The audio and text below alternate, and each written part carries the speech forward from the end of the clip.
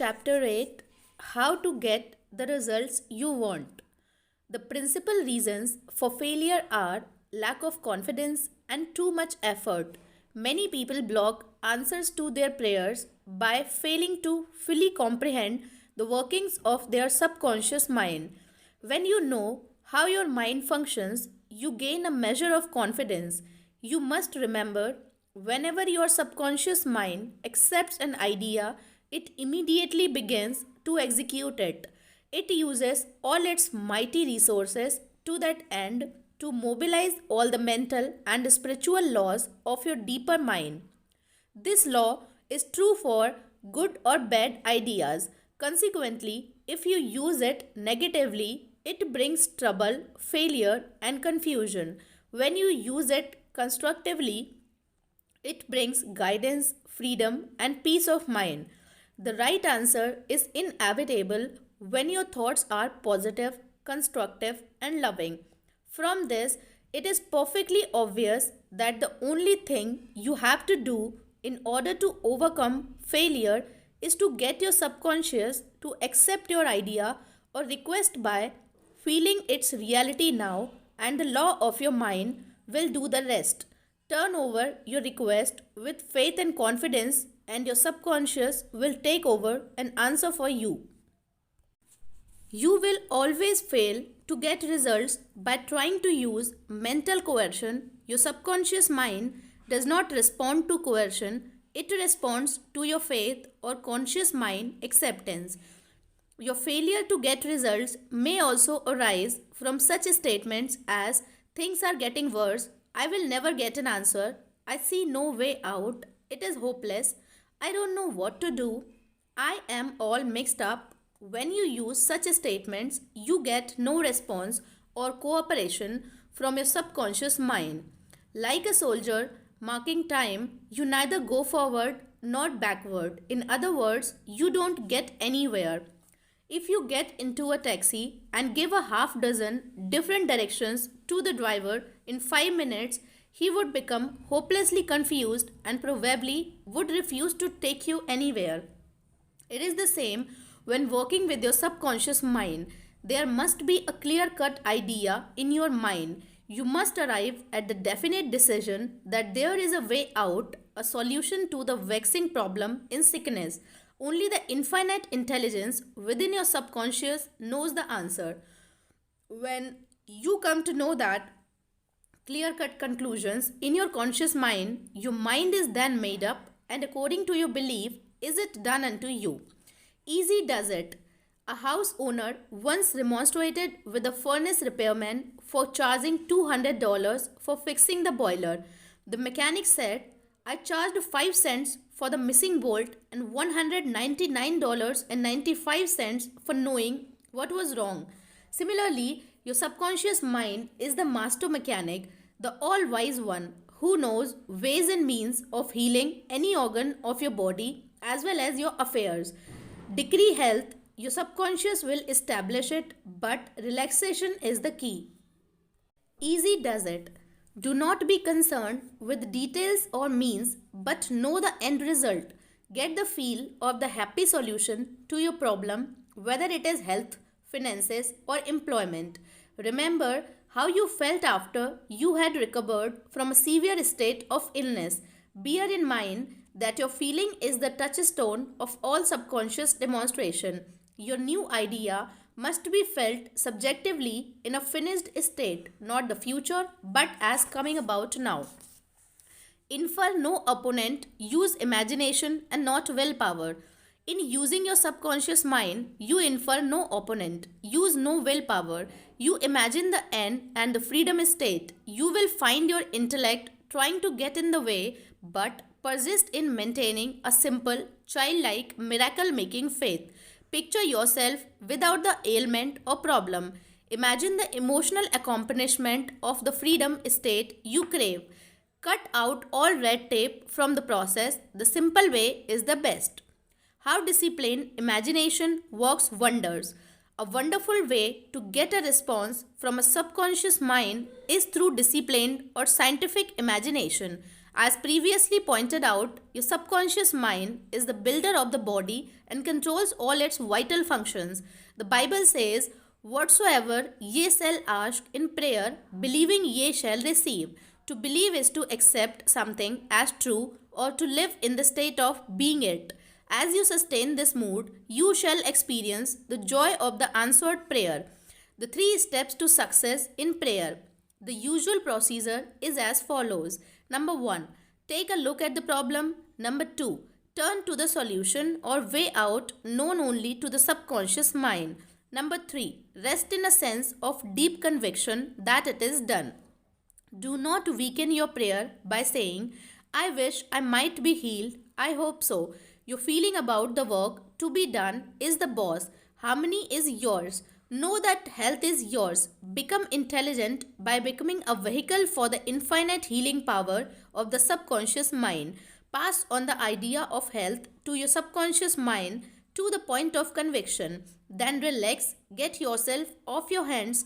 Say to the condition and circumstances, "This too shall pass."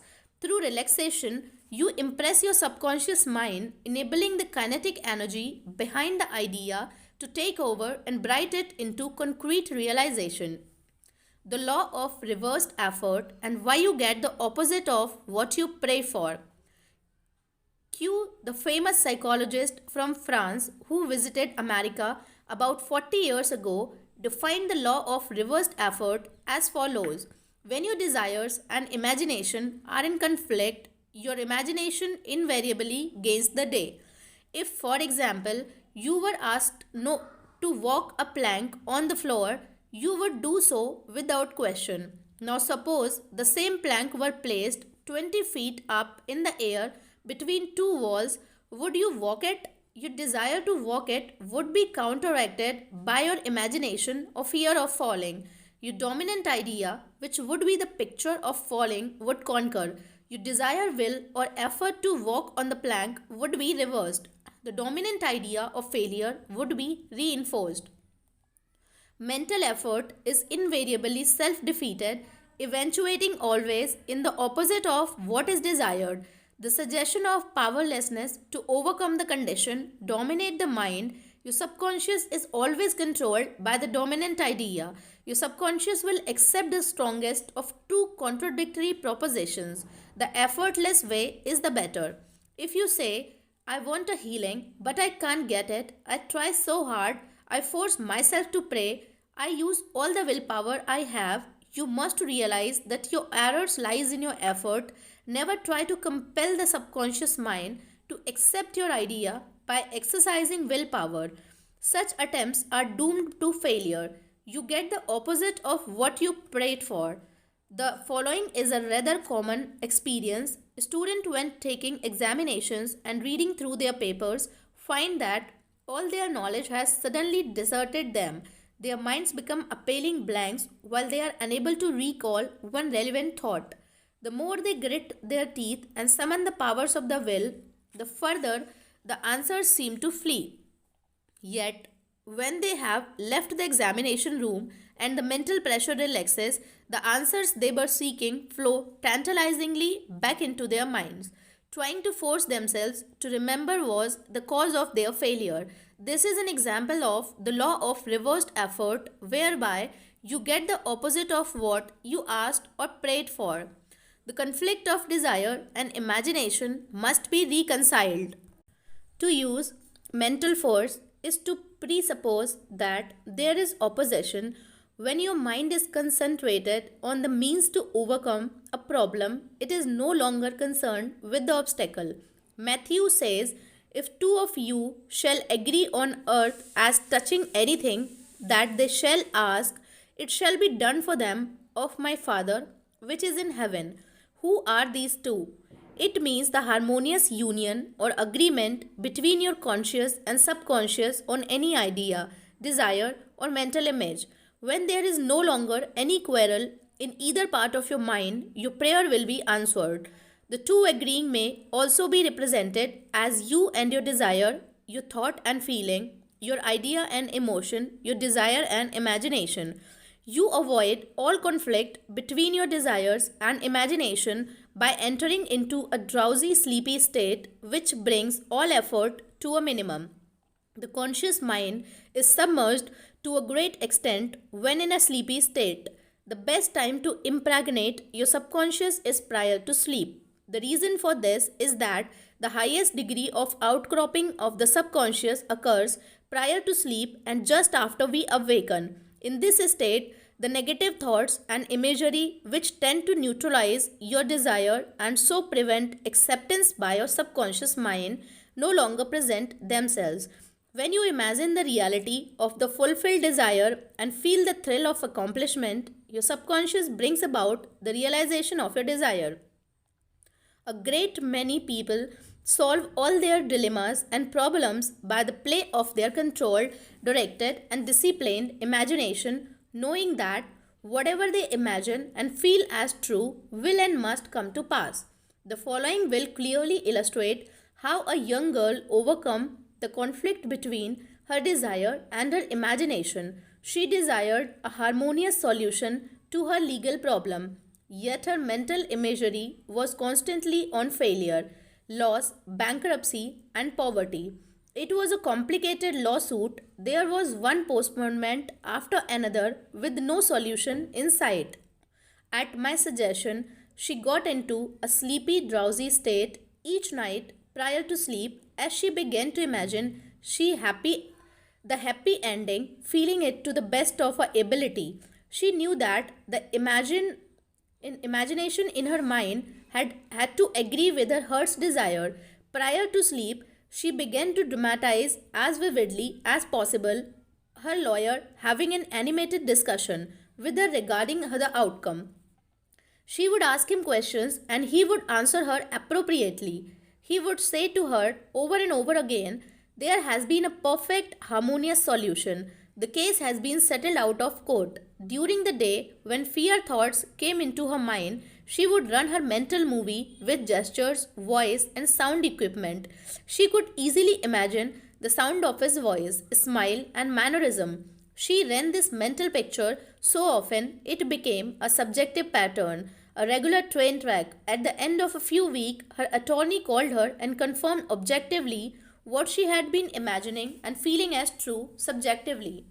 This is really what the psalmist mean when he wrote, "Let me the words of my mouth, your thoughts, mental images, good, and the meditations of my heart, your feeling, nature, and motion, by acceptable in the sight. O Lord, the law of your subconscious mind, my strength and my redeemer, the power and wisdom of your subconscious mind can redeem you from sickness, bondage, and misery." Ideas worth recalling. Number 1. Mental coercion or too much effort shows anxiety and fear which block your answer. Number 2. When your mind is relaxed and you accept an idea, your subconscious goes to work to execute the idea. Number 3. Think and plan independently of traditional methods. Know that there is always an answer and a solution to every problem. Number 4. Do not be overly concerned with the beating of your heart, with the breathing of your lungs, or the functions of any part of your anatomy. Lean heavily upon your subconscious and proclaim frequently that divine right action is taking place. Number 5. The feeling of health produces health. The feeling of wealth produces wealth. How do you feel? Number 6. Imagination is your most powerful faculty. Imagine what is lovely and meritorious. You are what you imagine yourself to be. Number 7. You avoid conflict between your conscious and subconscious in the sleepy state. Imagine the fulfillment of your desire over and over again prior to sleep. Sleep in peace and wake in joy.